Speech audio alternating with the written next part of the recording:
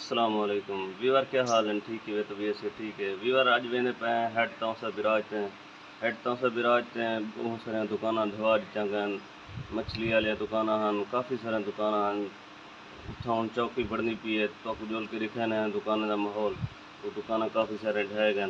हम इतों रवाना थी पे तुसा सारे नाल रसो वीडियो बहुत ही चंगी बनाने वाली है। तो मैं हम मोटरसाइकिल चुकेंदा पे इंशाल्लाह रवाना थी पे इंशाल्लाह।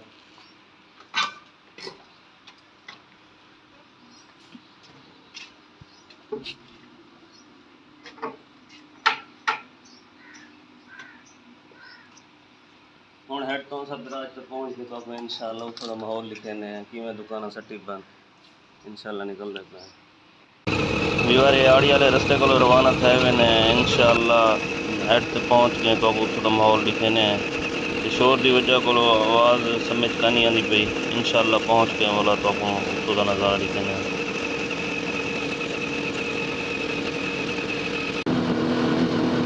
व्यूअर एडे दे पे सो ये सामने पंप है कोटकदूर बाईपास के नेड़े तेड़े आए बने इंशाल्लाह। हूँ हेड तक पहुँच गए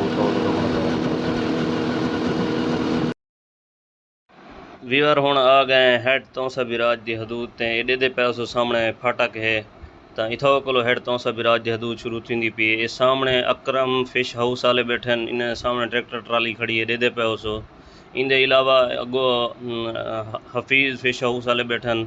इन अलावा बाकी जुनैद जमशेद वाले बैठन ये तेरे सामने अगो फरीद वाले भी बैठन। एडे दे पे सो तुसा जितने भी लोग हैं शो बहुत परेशान हैं। साफ ज़ाहिर हर बंदा रोज़ी का हीला करेंदे तो हूँ तो कोई तो हेड तो सब बिराज जितनी भी दुकान हैं पटीना पैन इन शोजे को कल 10 बजे तक का टाइम दिता गया तो ये हूँ सामान पटेंदे पैन तो कोई इतों का नज़ारा भी दिखेंदे पे हैं।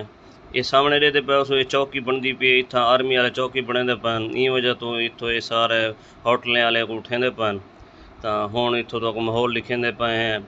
जितनी होटल पट्टी खड़न या दुकान पटेंदे पैन वो तो सारा कुछ दिखेंदे पे हैं। एडे दे पे तो सामने बंदा चढ़िया कड़े छत पटेंदे पैन इवें शुद्ध गरीब लोग अपनी गुजारा चलाई पे हैं। हूँ अल्लाह से इन्हें बिया कोई वसीला बना देवे, अल्लाह मेहरबानी करे। हर बंदा परेशान है। ये ट्राली दे पे उसे सामान लदवाउण किते वेंदी पी है।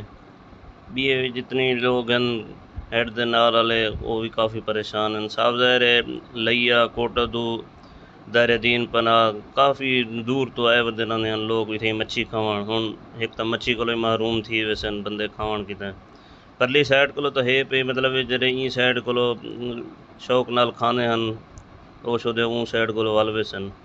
हूँ तो सदे दे रहो ये नज़ारा तो को दिखेंदे पे हैं। जितने भी लोग सामान लड्डी खड़न देते रहो ये सारा सामान कड्डी पैन कोई लड्डी खड़न तो कोई लड्डे पैन बस यो निज़ाम है। तो जिन्हें बिरा में मेरे चैनल को सब्सक्राइब करने किया चैनल को भी सब्सक्राइब कर छोड़े सो अल्लाह तो खुश रखे। हूँ वीडियो आखिर तक देखो, अल्लाह मेहरबानी करे, अल्लाह इन्हों का कोई बिया वसीला बना दे। वीवर सामने बंदा चढ़िया खड़े छत पटेंदा पैन मुकम्मल सामान शोदे अपने पट वैसन बात कोई बी जाते अपना जा वन बने सन। अल्लाह मेहरबानी करे हूँ सारे इतों सामान पट के कोई बी पासे वाला तरतीब वन बने सन तो ये भी पटेंदे पैन अपना निज़ाम करेंदे पैन। अगो टूल प्लाजा खड़े वो भी पटींदा पे मतलब जितनी भी इतना नाल नाल दुकाना हैं सारे पटीना पैन ये भी तो दिखेंदे पे हैं। तो हर बंदा परेशान है हैरान है। इन्हें को टाइम यो नहीं दिता गया बस इन्हें को है कि नहीं अज दी वार है सारा सामान इकट्ठा करो अपना पट्टो इतो दुकाना। इन्हें बाद तुसा दे पास सामने टूल प्लाजा है, टूल प्लाजा भी ये पटींदा पे। इन्हें बाद दे पास बाकी होटल खड़ी है, होटल तो मुड़े वे ने ये होटल खाली की खड़न ये सामान लड्डी खड़न ट्राली ते तो बाकी नाल ये नई दी दुकान है। जितनी भी दुकान हैं मतलब ये सारे खाली की खड़न। तो जिन्हें बिरा में मेरी वीडियो को एंड तक डिठे अल्लाह तो खुश रखे, बसते रहो, आबाद रहो, जज़ाकल्लाहु खैरा।